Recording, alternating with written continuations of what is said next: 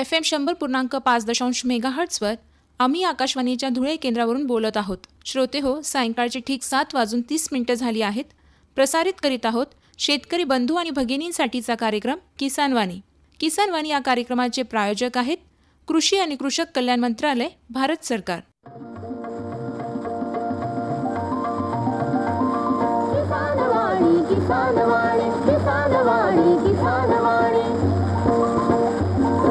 हिरव्या स्वप्नांची साध्यवाणी, प्रगतयुगाची वेधवाणी, कृषी तंत्राची ही मंत्रवाणी.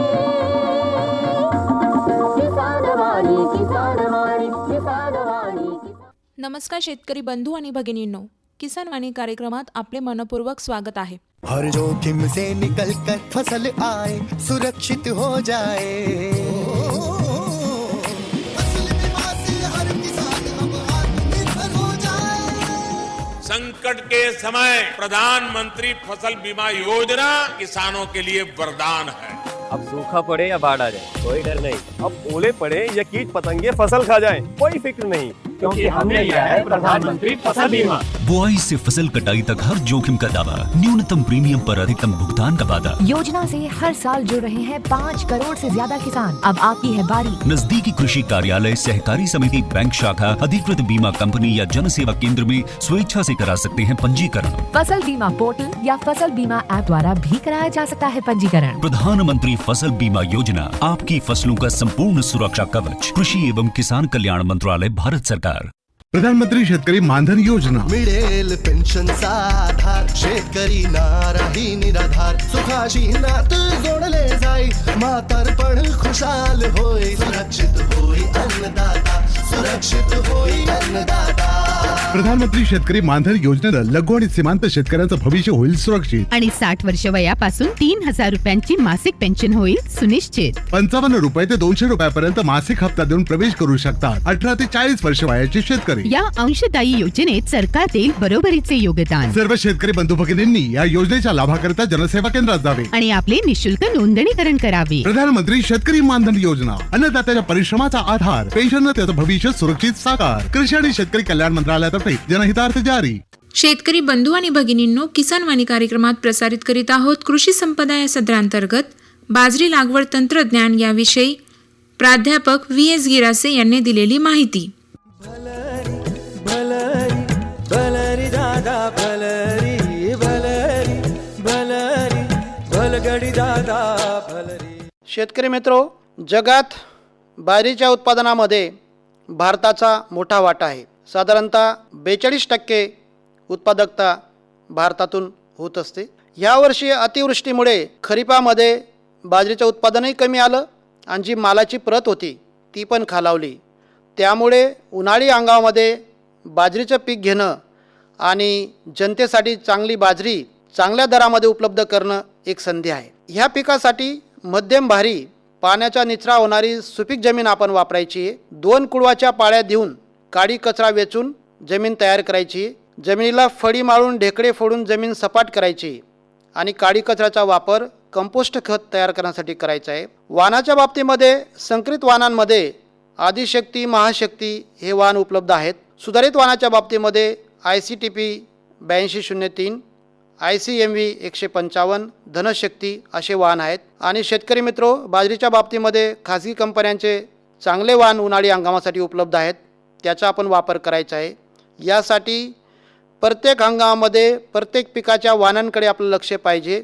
आपण जर लक्ष दिलं तर चांगला वाण कोणता हे आपल्याला मनामध्ये ठाम करता येईल आणि पुढच्या वर्षी कोणता वाण आपण निवडायचा आहे याला नक्कीच मदत होईल. ही बाब फार महत्त्वाची आहे. हेक्टरी 3 ते 4 किलो बियाणं आपल्याला वापरायचे. बी बारीक असतं म्हणून समप्रमाणामध्ये त्याच आकाराची जर वाढू आपण मिसळवली तर 2 बियांमध्ये अंतर ठेवणं शक्य होतं आणि जो विरणीचा खर्च किंवा पीक दाट होण्याची जी शक्यता असते ते आपल्याला टाळता येतं.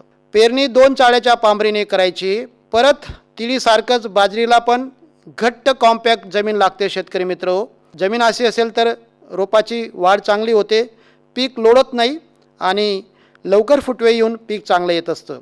तसेच सरीवरंब्या पद्धतीने जर आपण टोकन पद्धतीने बाजरी लावली तरी चालते. यासाठी 2 फुटावर किंवा 3 फुटावर आपण सरी पाडायची आणि दोन्ही बाजूला वरंब्याच्या दोन्ही बाजूला बगलेला बियाणाची टोकन करायची. बाजरीचं पण पीक बियाणं 2 ते 3 सेंटीमीटर खोलवरच पेरायचे. जास्त खोल पेरली तर बाजरी पण उगत नाहीत, नांगे पडतात आणि उत्पादन आपल्याला मिळत नाहीत. 15 फेब्रुवारीपर्यंत पेरणी करायची. थंडीच्या काळी थोडी थंडी कमी झाल्यानंतर पेरणी आपण करायची. पेरणीचं अंतर 2 ओळीतील अंतर 45 सेंटीमीटर म्हणजे 1.5 फूट आणि 2 झाडातलं अंतर आपण 10 ते 15 सेंटीमीटर ठेवून पेरणी करायची. बीज प्रक्रिया करणं फार महत्त्वाची गोष्ट आहे.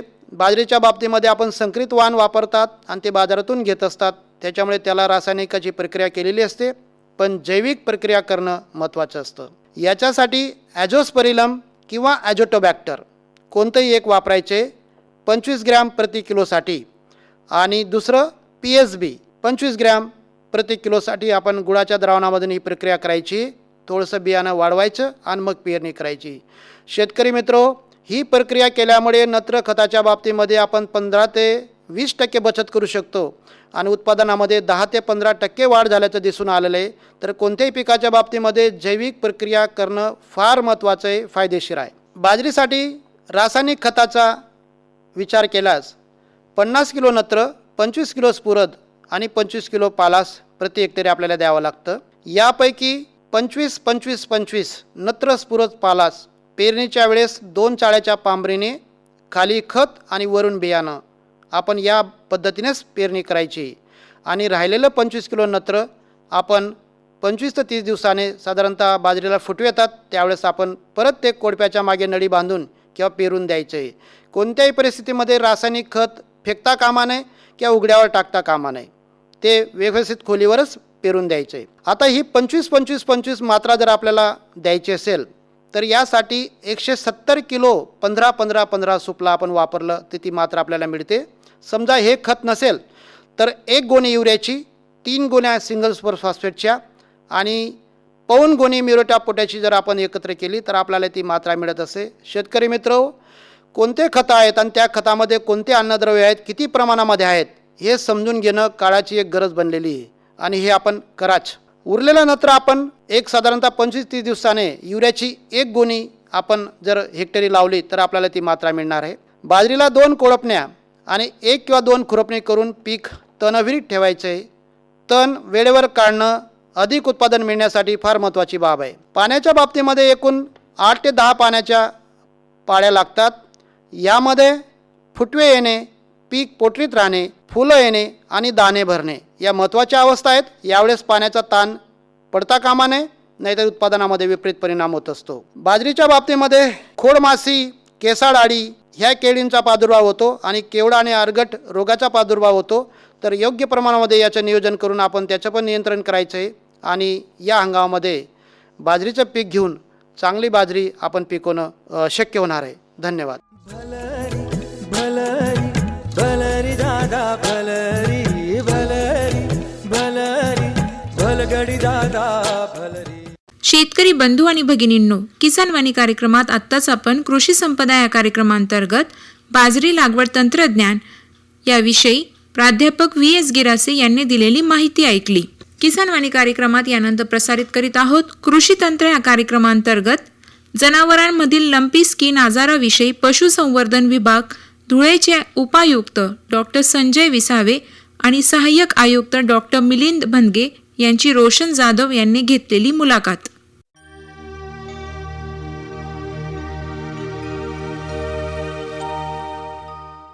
शेतकरी बांधवांनो नमस्कार. किसान वाणीच्या कृषी तंत्र या कार्यक्रमात आपल्या सर्वांचे मनपूर्वक स्वागत. शेतकरी बांधवांनो, किसान वाणीच्या कार्यक्रमात आपण नेहमीच शेतीविषयक आणि शेती संबंधित जे इतर व्यवसाय आहे त्या विषयांबाबतीत आपण नवनवीन विषयांवर किंवा ज्वलंत विषयांवर चर्चा करत असतो. आणि आपल्या सर्वांना माहिती आहे की सध्याचा एक ज्वलंत विषय जो शेती निगडीत आहे तो म्हणजे जनावरांमधील आढळणारा lumpy skin disease. Lumpy skin हा जो काही आजार आहे त्याचा वाढता जो प्रादुर्भाव आहे तो आता सगळ्यांचाच एक चिंतेचा विषय बनलेला आहे. आणि त्या अनुषंगाने आपण आजच्या आपल्या कार्यक्रमात या विषयावर बातचीत करणार आहोत. या आजाराविषयी आपण माहिती संपादन करणार आहोत आणि आपल्याला माहिती देण्यासाठी, आपल्याला पडलेल्या प्रश्नांचं एक समर्पक असं उत्तर देण्यासाठी धुळे येथील पशुसंवर्धन विभागाचे उपायुक्त डॉक्टर संजय विसावे सर आणि त्याचबरोबर ह्याच विभागातील सहाय्यक आयुक्त डॉक्टर मिलिंद भनगे सर हे आज आपल्या कार्यक्रमात आपल्याला लाभलेले आहेत. तर सगळ्यात पहिले कार्यक्रमात मी यांचं स्वागत करतो. सर नमस्कार. नमस्कार सर. नमस्कार.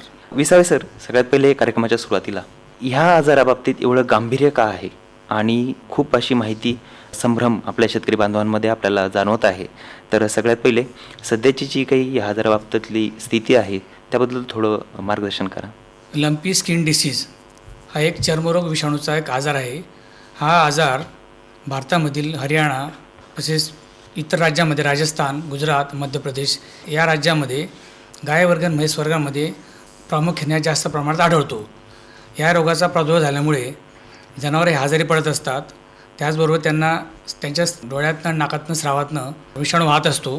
त्याचबरोबर अंगावरती मोठमोठ्या 5 ते 10 मिलीमीटर या आकाराच्या मोठ्या गाठी होऊन जनावर हे अतिशय तापाने 104 ते 105 डिग्री तापाने आजारी दिसते. त्याचबरोबर ते लंगडते.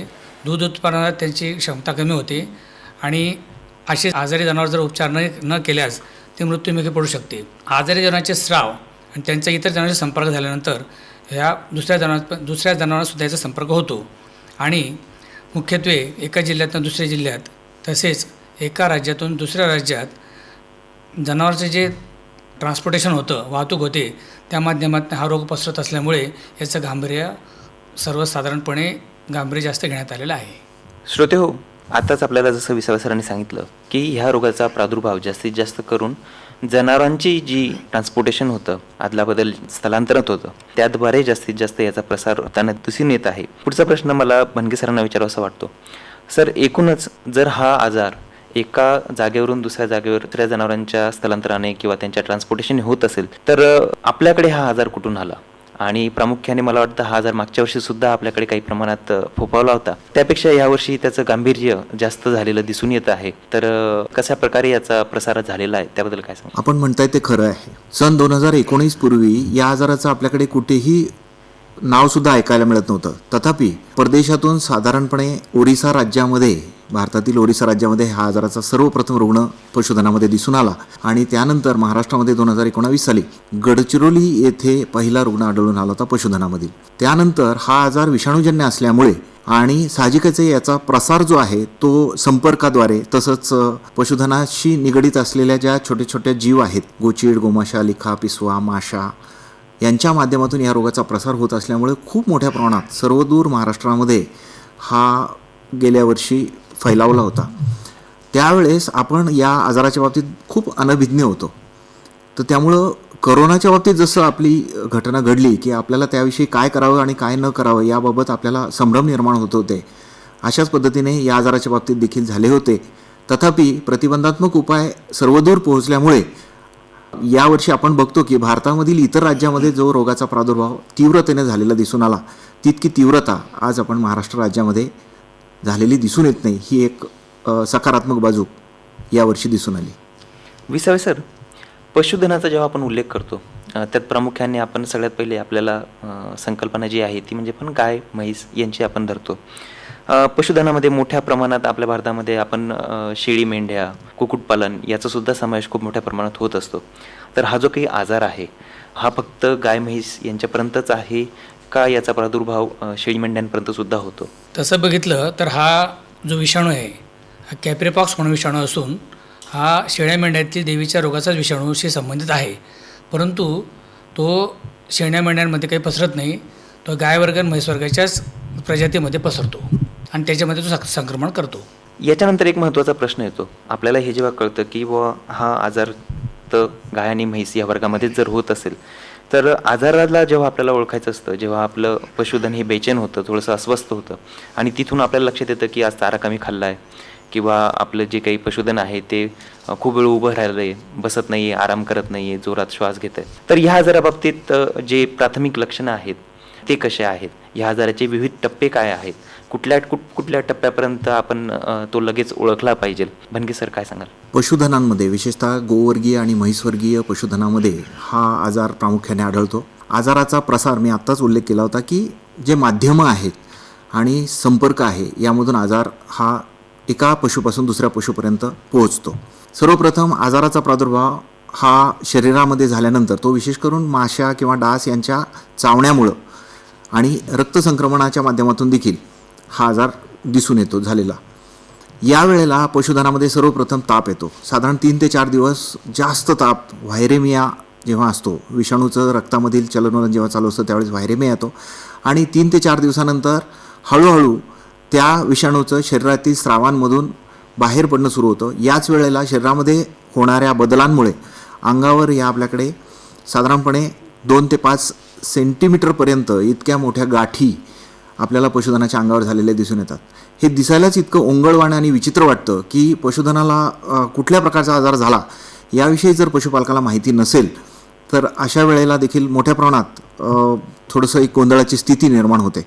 त्यामुळं या आजाराची जनजागृती करून पशुधनामध्ये हा आजार झालेला आहे का हे ओळखण्यासाठी सुरुवातीला पशुधन चारा खात नाही, खूप जास्त प्रमाणात ताप आलेला आहे, डोळ्यातून स्राव बाहेर पडतो आहे, पशुधन थोडंसं खंगत चाललं आहे, चारा खाण्याची इच्छा नाही आहे आणि कळपामधून मागे राहतं आहे, असं असेल तर सर्वप्रथम आपल्याला त्याचं तापमान चेक करून त्याकरता नजीकच्या पशुवैद्यकीय दवाखान्यात किंवा पशुवैद्यकीय डॉक्टरांना आपल्याला त्याची सूचना दिली पाहिजे आणि याबाबत तात्काळ जर पावलं उचलली गेली तर खूप चांगल्या पद्धतीने आपण या रोगावर नियंत्रण मिळवू शकतो. केंद्र शासनामार्फत प्राण्यांमधील संक्रामक आजारांच्या संदर्भात खूप महत्त्वपूर्ण पावलं उचलली गेलेली आहेत. त्यानुसार प्राण्यांमधील संक्रामक व सांसर्गिक रोगास प्रतिबंध व नियंत्रण अधिनियम 2009 साली, इंग्रजीत म्हणूयात की prevention and control of infectious and contagious diseases in animals act 2009 हा कायदा पारित केलेला आहे. त्यामुळं महाराष्ट्र असो किंवा देशातील इतर राज्य असो, या ठिकाणी पशुधनामधील अशा प्रकारचे संक्रमित होणारे आजार जे आहेत, विशेष करून पक्ष्यांमधील बर्ड फ्लू आणि पशुधनामधील लाळ खुरकूत आजार तसंच लंपी आजार, या तिन्ही आजारांना या कायद्याच्या अंतर्गत कायद्याच्या कार्यकक्षेमध्ये घेण्यात आलेलं आहे आणि त्यामुळं जबाबदारीने आणि तातडीने पावलं उचलून या आजाराचं निर्मूलन करण्यासाठी प्रत्येक जिल्हा स्तरावर आदरणीय जिल्हाधिकारी यांचे मार्फत सर्व बाबी पूर्ण करणं आणि उक्त अधिनियमाखालील अधिकार आणि कर्तव्य पार पाडण्याचे सर्व अधिकार हे जिल्हाधिकारी साहेबांना प्रदान करण्यात आलेले आहेत. शेतकरी बांधवांनो, लंपी स्किन डिसीज या आजाराविषयी आज आपण पशुसंवर्धन विभागाचे विसावे सर आणि भनगे सर यांच्याशी बातचीत करत आहोत. सर, कुठल्याही आजाराची जेव्हा आपल्याला प्राथमिक लक्षणं समजायला लागतात त्यानंतर महत्त्वाचा भाग येतो तो म्हणजे त्याच्यावर उपचार. आणि खूप चांगल्या प्रकारे जर आपल्याला उपचार साधता आले तर त्यानंतरचा एक पुढचा टप्पा असतो तो म्हणजे प्रतिबंधात्मक, म्हणजे ह्या जनावरापासून दुसऱ्याला होऊ नये किंवा याच्या पुढे तशी साथ येऊच नये किंवा कमीत कमी प्रमाणात आपल्याला ती कशी आटोक्यात आणता येईल याचा प्रयत्न आपण करत असतो. विसावे सर, ह्या आजाराने प्रादुर्भाव झालेले जे काही जनावरं आहेत त्यांच्यासाठी उपचारात्मक आपण काय निर्णय घेऊ शकतो, काय त्यांना आपण सल्ला देऊ शकतो? जसं की मगाशी आपण आता ऐकलात की प्राण्यांमधील संक्रमण आणि रोगास प्रतिबंध नियंत्रण अधिनियम 2000 या नियमाखाली ज्या तरतुदी आहेत त्याचा स्पष्ट अर्थ असा आहे की हा रोग सर्वसामान्यामध्ये हा दिसला पाहिजे आणि तसंच हा रोग कुठल्याही व्यक्तीने किंवा कुठल्याही पशुपालकाने किंवा ग्रामपंचायतीने लपवून ठेवता कामा नये. जसं आपण कोरोनात लपवून ठेवत नव्हतो तसं या जशी मगाची लक्षणं आपल्याला सांगण्यात आली आहेत ती लक्षणं असलेली जनावरं आपण प्रत्यक्षात ग्रामपंचायतीमार्फत सदस्यांनी किंवा पशुपालकाने जवळच्या पशुवैद्यकीय दवाखान्यामध्ये ही निदर्शनास आणली तर या रोगाचं निदान होऊन उपाययोजना आणि त्याच्यामध्ये प्रतिबंधक उपाययोजना तसं उपचार करणं सोयीचं पडतं. त्यामुळे प्रामुख्याने याच्यामध्ये जे बाधित जनावरे असतात म्हणजे जे लक्षणं दिसतात असे जनावरांना हे चांगल्या जनावरांपासून वेगळं करणं, त्यांचं चारा पाणी देखरेख ही वेगळी करणं आवश्यक असतं, ते करण्यात यायला पाहिजे. आणि कोणतेही संभाव्य रोगी जनावरास निरोगी जनावरांच्या कळपात प्रवेशास बंदी करणं हे बंधनकारक आहे. तसंच रोग प्रादुर्भाव झालेल्या गावातील बाधित व निरोगी जनावरांच्या चराऊ कुरणामध्ये एकत्रित सोडण्यासुद्धा त्यात मनाई करणं आवश्यक आहे. आणि ही उपाययोजना करणं सगळ्यांना बंधनकारक आहे आणि ते सगळ्या पशुपालकांनी आणि सेवाभावी संस्थांनी हे लक्षात घेतलं पाहिजे. ज्या भागामध्ये हा रोग प्रादुर्भाव झाला आहे त्याचे 5 किलोमीटर परिसरामध्ये गोटपॉक्स वॅक्सिन ही शासनामार्फत किंवा इतर यंत्रणामार्फत तर आपल्या शासकीय यंत्रणामार्फत खरेदी करूनसुद्धा ही पुरवली जातात आणि त्यामार्फत हे लसीकरण करून घेतलं पाहिजे. शक्यतो सकाळच्या सत्रामध्ये किंवा संध्याकाळच्या सत्रामध्ये हे लसीकरण केलं तर जनावरांना दुपारचा जो उष्माचा जो त्रास असतो तो कमी होतो. त्याच्याने सुद्धा जनावरांना लसीकरण केल्यानंतर प्रतिबंधक उपाययोजना त्याच्यात करण्यात येते. जे जनावर आजारी असतील त्या जनावरांना वेगळे करून त्यांना पशुवैद्यकीय दवाखान्यामार्फत डॉक्टरांकडनं योग्य तो औषधोपचार हा करून घेणं, बरे होईपर्यंत करून घेणं हे आवश्यक असते. तसेच या रोगाचं जे महत्त्वाची बाब आहे की स्थानिक संस्था किंवा ग्रामपंचायती यांनी या लक्षणं असलेल्या रोगाचं जनसामान्यामध्ये आणि पशुवैद्यकीय दवाखान्यांना हे सतर्क करणं, निर्देशास आणणं फार गरजेचं असतं. त्याचबरोबर आजारी जनावरं काही कालावधीनंतर उपचार करून देखील सुद्धा जर मृत होत असतील तर त्याची मृत जनावरांची विल्हेवाट शास्त्रोक्त पद्धतीने ग्रामपंचायतीच्या समक्ष आणि पशुपालकाच्या समक्ष, पशुवैद्यकीय अधिकाऱ्याच्या समक्ष करणं फार गरजेचं आहे. ह्या रोगोपचाराच्या आणि प्रतिबंधक उपाययोजना करण्याकरिता तालुका स्तरावरती आणि जिल्हा स्तरावरती समिती गठन करण्यात आलेली आहे आणि ही संपूर्ण समिती संपूर्ण जिल्ह्याचं आणि तालुक्याचं नियंत्रण करते. सर, मागच्या 2-3 वर्षापासून शेतकरी बांधव असो किंवा समाजातला कुठलाही इतर इसम असो, विलगीकरण करणं ही संकल्पना आता सगळ्यांच्याच मनात रुजलेली आहे. त्यामुळे असा प्रादुर्भाव झालेला जनावर जर आपल्या गोठ्यात असेल तर त्याचं विलगीकरण आपल्याला करायचं आहे.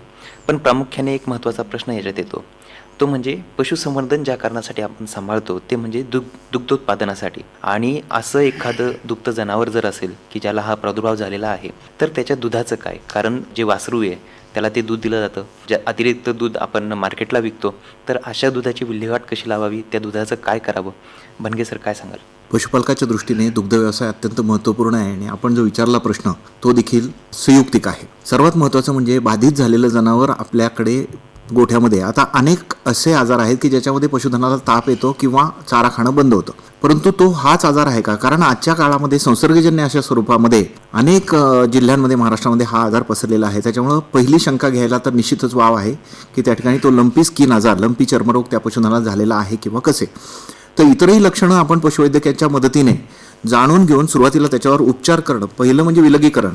जसं आपण कोरोना काळात क्वारंटाईन हा शब्द सर्वांना तोंडपाठ झाला होता, त्याच पद्धतीने पशुधनाचं क्वारंटाईन करूयात, आजूबाजूला चुन्याची फवारणी करूयात, घरामधील किंवा घराच्या आजूबाजूच्या परिसरात कुठे पाणी साचणार नाही, चिखल होणार नाही याची दक्षता घेऊयात, जेणेकरून माशा किंवा डास तिथे तयार होणार नाही, ज्यामुळं रोग प्रसार होणार नाही आहे. पशुधनाचं विलगीकरण केल्यानंतर त्याचं चारा पाण्याची व्यवस्था स्वतंत्र ठिकाणी स्वतंत्र व्यक्तीमार्फत त्याची देखभाल घेतली जावी. त्याचा उपचार नियमितपणे किमान 2 ते 3 दिवस जोपर्यंत ताप त्याचा हटत नाही आहे अशा पद्धतीने त्याचा उपचार केला पाहिजे. जर उपचार वेळेमध्ये पूर्ण मिळाला नाही तर या आजाराचे काही कॉम्प्लिकेशन झाले, न्यूमोनियासारखे रोग प्रादुर्भावसुद्धा त्या ठिकाणी झालेला दिसला आहे, मस्टायटिसचे आजार झालेले दिसून आले. आणि अशा वेळेला पशुधनामध्ये जो प्रोडक्शन लॉस आहे, दूध तयार होतं त्याच्यावर देखील परिणाम होतो, कधीकधी जीवावर देखील ही बाब बेतू शकते. त्यामुळं सर्वप्रथम आपलं पशुधन आजार असलं तर पशुधनास दाखवा. पशुधनाचं गोचिड निर्मूलनसुद्धा करणं हे त्यासोबतच महत्त्वाचं आहे. आपण विचारलेल्या प्रश्नाचं उत्तर असं की दुधाचं काय करायचं.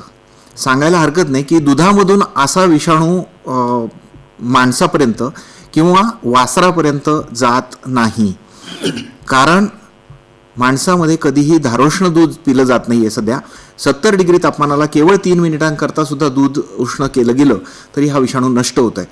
तसंच फिनॉल, सोडियम हायपोक्लोराईट किंवा इतर जे काही अशा पद्धतीचे फवारणी केले जाणाऱ्या बाबी असतात या देखील या जंतूला मारक अशा ठरतात. त्यामुळं अशा प्रकारची काही फवारणी जरी आपल्या भागामध्ये करता येऊ शकली तरीसुद्धा या आजाराचा प्रसार आणि इतर जनावरांना त्याची होऊ शकणारी संभाव्य बाधा ही देखील आपल्याला नियंत्रणात ठेवता येऊ शकेल. शेतकरी बांधवांनो, जसं आपल्याला विसावे सर आणि भनगे सरांनी हा आजार, या आजाराची लक्षणं, याच्या बाबतीत घेण्यात येणारी काळजी, त्या बाबतीतले प्रतिबंधात्मक आणि उपचारात्मक गोष्टी या बाबतीत मार्गदर्शन केलं आहे. सगळ्यात महत्त्वाची बाब म्हणजे दुग्धोत्पादन, त्याबद्दल सुद्धा आपल्याला सरांनी मार्गदर्शन केलं. कशा प्रकारे आपल्याला हा आजार दुधातनं याचा प्रसार होण्याची शक्यता खूपच कमी आहे. 70-75 डिग्री सेल्सिअसला जर आपण दूध उकळत असाल तर त्यातच ह्या व्हायरसचं नष्ट होतो. त्याच्यामुळे त्याचीही काळजी आपल्याला घ्यायची नाही आहे. म्हणजे एकंदरीतच घाबरून जाण्याचं कारण नक्कीच नाही आहे, पण काळजी मात्र सगळ्यांनी प्रामुख्याने घेणं गरजेचं आहे. कार्यक्रमाच्या शेवटच्या टप्प्यामध्ये मी विसावे सरांना विनंती करतो, सर, सर्व शेतकरी बांधवांना आणि एकूणच पशुपालकांना आपण या कार्यक्रमाच्या माध्यमातून लंपी स्किन डिसीज ह्या आजाराविषयी काय आवाहन कराल, कशी काळजी घ्याल, काय सांगाल? या बाबतीमध्ये पशुसंवर्धन विभाग धुळ्यामार्फत मी एकच आवाहन करू इच्छितो की आपले जे पशुधन आहे ते बहुमोल आहे. आपण सर्व पशुपालकांनी आपला जो गोठा आहे जनावरांचा गोठा आहे तो गोठा हा कोरडा स्वच्छ निर्जंतुक ठेवावा. त्याच्यामध्ये डासांचं, माशांचं आणि कीटकांचं, गोचिडांचं प्रादुर्भाव होणार नाही यासंबंधी आपण आवश्यक ते त्याच्यामध्ये औषधं, फॉर्मॅलिन, सायपरमेथ्रिन, डेटॉल, फिनॉल याचा नियमितपणे उपयोग करून त्याचं नियंत्रण करू शकतो. तसेच ज्या पशुपालकांना हा खर्च परवडत नसेल त्यांनी आपल्या दैनंदिन वस्तूचा उपयोग करून म्हणजे जसं निंबाचा पाला हा गौरीमध्ये विस्तवातनं जरी तुम्ही ठेवला आणि त्याचा धूर जर करून गोठ्यामध्ये संध्याकाळच्या वेळेला ठेवला, ज्यावेळेस डासांचं प्रमाण हे वाढत असतं किंवा त्यांची येण्याची वेळ असते, त्याच्यावर या धुरामुळे त्याचा प्रतिबंध होऊन किंवा त्याला विरोध होऊ शकतो आणि प्रादुर्भाव हा कमी होण्यासाठी त्याला मदत होऊ शकते. तसंच पशुपालकांनी आपल्या पशुधनामध्ये जी लंपी स्किन डिसीजमधले जे काही लक्षणं आढळले असल्यास जवळच्या पशुवैद्य दवाखान्याकडून उपचार करून घेणे क्रमपात्र ठरते, जेणेकरून त्याचं उपचार होऊन तो त्या आजारातनं बरं होईल. आणि आजारी पशूंना आपण चांगल्या पशूंपासून फार लांब ठेवायचं असतं. त्याचं चारा पाणी नियोजन व्यवस्थापन हे स्वतंत्रपणे करायचं असतं. आणि ज्या बाधित क्षेत्रामध्ये जर हा आजार झाला असेल तर प्राधान्याने पशुसंवर्धन विभागामार्फत पशुवैद्यकीय दवाखान्यांमार्फत जे लसीकरणाची मोहीम राबवली जाते त्याच्यात सर्वांनी सहकार्य करायचं असते. शेतकरी बांधवांनो, आजच्या कृषीतंत्र या कार्यक्रमात आपण लंपी स्किन डिसीज या आजाराविषयी धुळे जिल्ह्याचे पशुसंवर्धन विभागातील उपायुक्त डॉक्टर संजय विसावे सर आणि त्याचबरोबर सहाय्यक आयुक्त डॉक्टर मिलिंद भनगे सर यांनी आपल्याला या कार्यक्रमात मार्गदर्शन केलेलं आहे. सरांनी कार्यक्रमाच्या शेवटी आपल्याला आवाहन देखील केलेलं आहे. सर्व शेतकरी बांधवांनी, पशुपालकांनी या आव्हानाचं तंतोतंत पालन जर केलं तर आपण आपलं पशुसंवर्धन वाचवू शकू, त्याला निरोगी ठेवू शकू आणि येणाऱ्या काळात आपल्याला जी हानी होऊ शकेल तिला आपण टाळू शकू. तर शेतकरी बांधवांनो आणि सर्व आकाशवाणीच्या श्रोत्यांच्या वतीने मी सर आपले आभार मानतो. आपण या कार्यक्रमासाठी वेळ दिलात. धन्यवाद. धन्यवाद.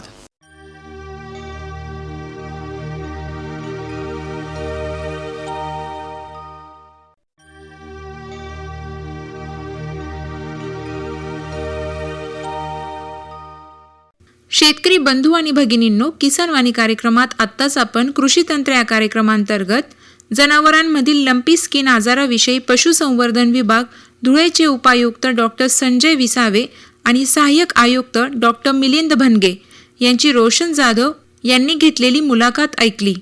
या कार्यक्रमाबरोबरच आजचा आपला शेतकरी बंधू आणि भगिनींसाठीचा कार्यक्रम किसान वाणी आम्ही इथेच समाप्त करीत आहोत. या कार्यक्रमाचे प्रायोजक होते कृषी आणि कृषक कल्याण मंत्रालय, भारत सरकार.